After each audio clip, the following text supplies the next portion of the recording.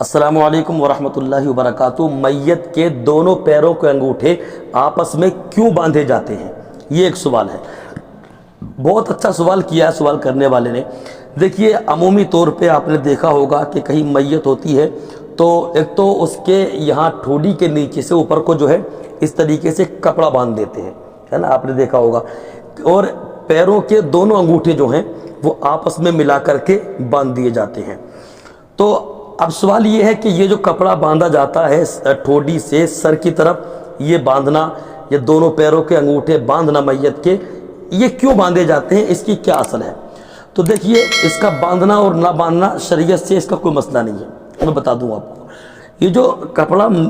Today کے نیچے سے اوپر تک باندھا جاتا ہے سر پہ، یہ اس لیے باندھا جاتا ہے کہ بعض وقت میت کا منہ کھلا رہ جاتا ہے، اور جب منہ کھلا ہوا ہوتا ہے تو دیکھنے والے کو چہرہ بھیانک لگتا ہے،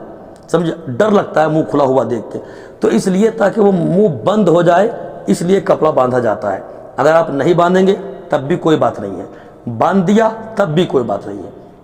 سمجھ رہے ہیں آپ؟ تو یہ تو واضح ہو گیا کہ یہ جو باندھا جاتا ہے کس لیے؟ کہ منہ کھلا ہوا رہ گیا ہے میت کا، اس لیے منہ بند کرنے کے لیے ٹھوڑی سے نیچے کو نکال کے سر کے اوپر تک کپڑا باندھ دیا جاتا ہے،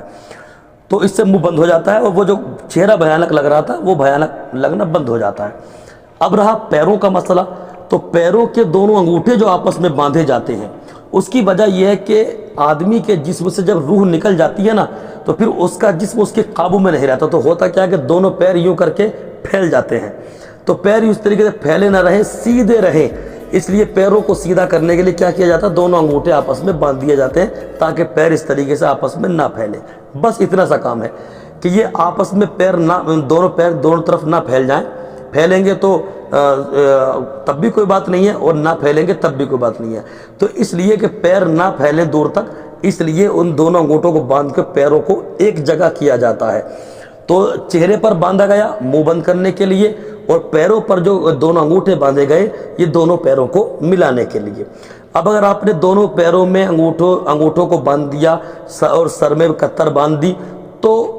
باندھنا اور نہ باندھنا اس سے شریعت کا کوئی مسئلہ سامنے نہیں آتا، میری نظروں سے آج تک ایسا کوئی مسئلہ نہیں گزرا ہے۔ تو لہذا مسئلہ واضح ہو گیا کہ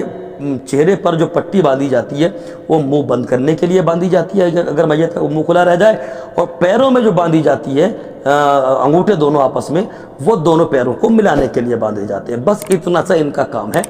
اور اسی لیے اچھا، عوام میں جو ہے اس کو طرح طرح کی باتیں بنتی ہے، نہیں یہ اس لیے باندھا جاتا ہے، وہ اس لیے باندھا جاتا ہے، کوئی مسئلہ نہیں ہے، بس یہ آپ جان لیں کہ وہ منہ کھلا ہوا رہ گیا، اس کو بند کرنے کے لیے سر میں باندھ دی پٹی، اور پیروں کو دونوں کو ایک جگہ کرنے کے لیے پیروں میں دونوں انگوٹھوں میں